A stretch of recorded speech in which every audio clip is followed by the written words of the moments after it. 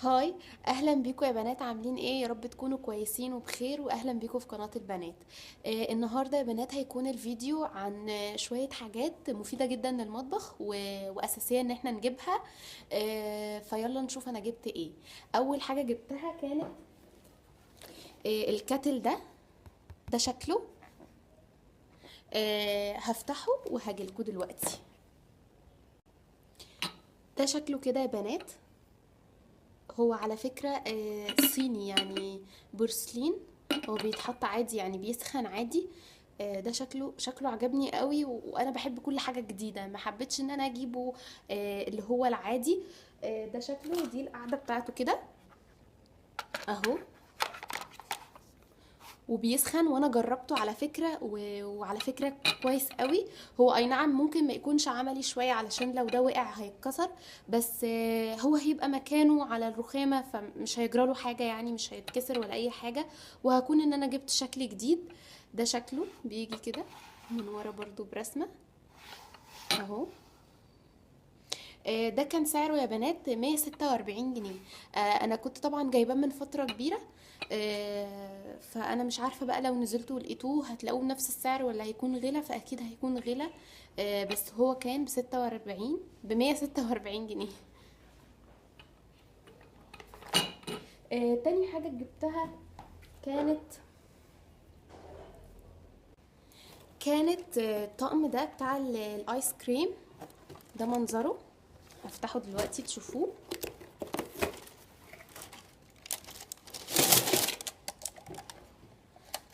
ده منظره كده يا بنات. بصوا، هو بيجي بالحامل بتاعه كده، وبيجي معاه 4 كاسات كده على هيئة البسكوت بتاع الايس كريم. ده شكله كده، فعجبني جدا. وبيجي معاه 4 معالق. ثواني بس افتحهم. بيجي 4 معالق كده بيتحطوا معاه كده عشان تقدميها للضيوف. عجبتني جدا، لاني انا لو جالي مثلا ضيوف او اطفال صغيرين او حاجة، هحط لكل واحد في البولة بتاعته وهيمسكها كده وهياكل يعني، وحلوة، ويحطها في القلب الحامل.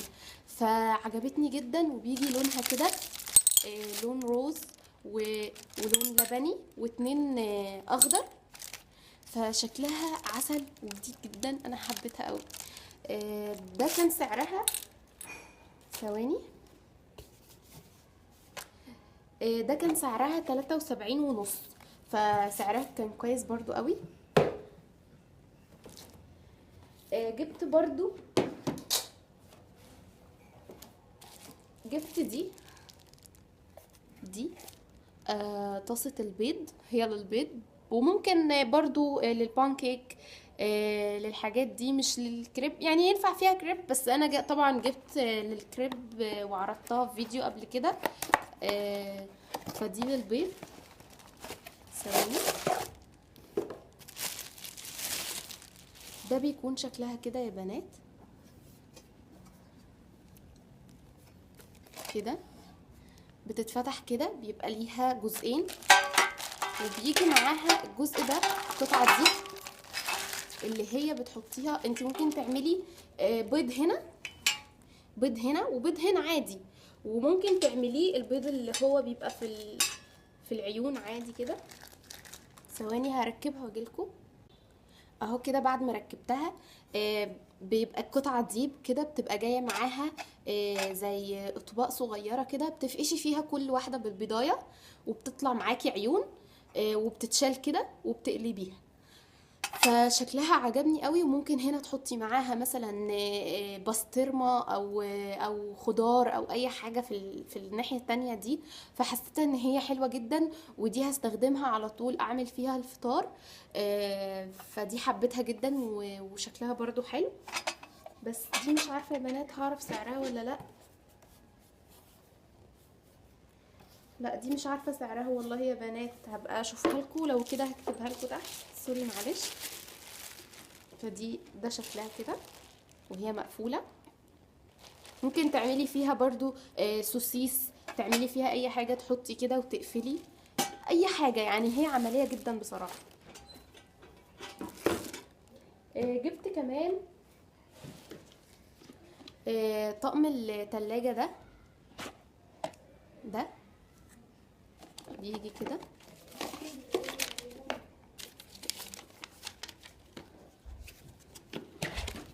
هو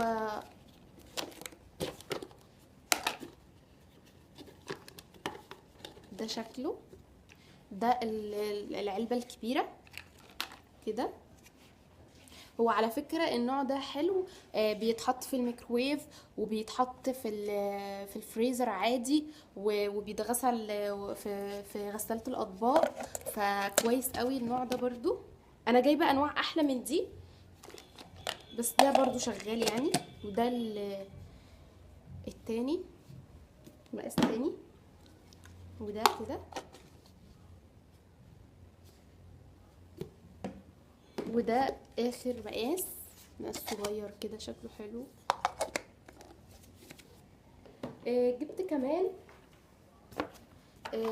كمان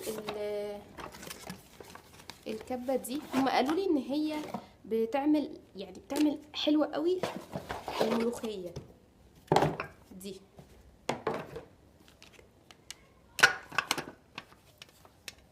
مونولكس نوعها، فقالوا لي ان هي بتخرط كويس قوي الملوخيه، بتعملها بطريقه حلوه احسن من الكبه العاديه. فبصراحه ما جربتهاش لسه. ده شكلها كده يا بنات، بيجي معاها سلاح جوه كده كده، سلاح كده بيبقى بلاستيك كده، وسلاح تاني اللي هو بيبقى حاد. ده شكله.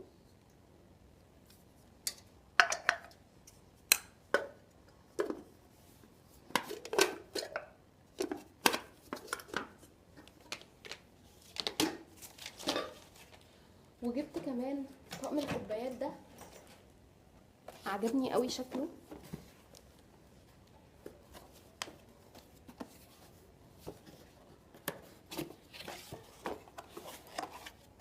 اهو ده شكل الكوبايه،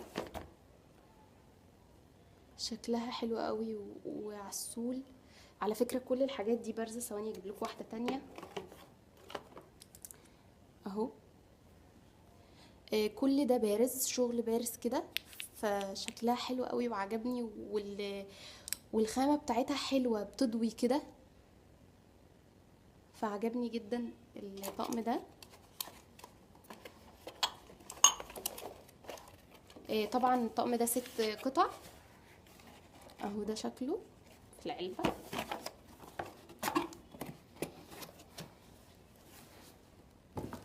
وجبت كمان يا بنات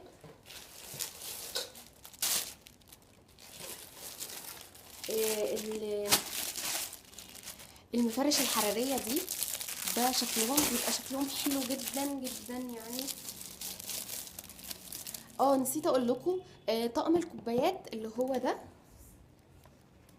انا جايباه ب27 جنيه، بس ده طبعا من فتره يعني، لان انا جايبه كل حاجاتي من فتره. ده شكل اللي اسمهم ايه، المفارش الحراريه. ده شكلهم بيبقى حلو جدا جدا جدا. وممكن كمان استخدمهم في ان انا لو جايلي ضيوف كتير، وممكن احطهم على صواني التقديم علشان خاطر يثبتوا لي الكاسات اللي انا هحطها يعني ما تقعش مني، يبقوا دول مثبتينهم. فممكن احط منهم كده واحط عليهم الكاسات عشان يثبتوهم زي ما قلت. ده كده لون انا جبت منهم بصراحه. يعني قلت لكم سعرهم كان الواحد ب5 جنيه، دلوقتي انا سألت على الواحد وصل ل20 جنيه. فزعلت جدا ان انا ما جبتش منهم كتير، لان بصراحه كانت لقطه يعني. ده اللون الاخضر كده انا جبته برضو. وجبت 2 بنك فوشيا كده اهو. فشكلهم بصراحه حلو جدا، وزعلت جدا ان انا ما جبتش منهم كتير، بس يلا الحمد لله. جبت كمان ده مفرش برضو حراري، يعني المفرش الخشب ده علشان خاطر احط عليه، انا جبته كبير كده عشان خاطر احط عليه الصواني، احط عليه البايركس. فيبقى على قدها بالظبط، او احط عليه مثلا حلتين او حاجة. بصراحة هو كبير اهو، ده شكله كده فحلو جدا. ده كان سعره 30 جنيه، ده كان سعره 30. فشكله حلو قوي وجميل، لازم تجيبوا حاجة زي كده لانها بتحافظ لنا على الازاز بتاع السفرة او الحاجات دي. آه،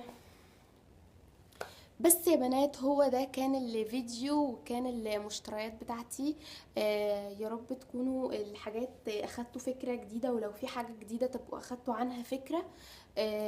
ومتشكرة جدا للتعليقات بتاعتكم الحلوة اللي دايما بتفرحني، انتوا ناس ذوق جدا بجد، وكلامكم حلو. فميرسي جدا ليكوا، وان شاء الله اشوفكم في فيديو جديد، وباي باي.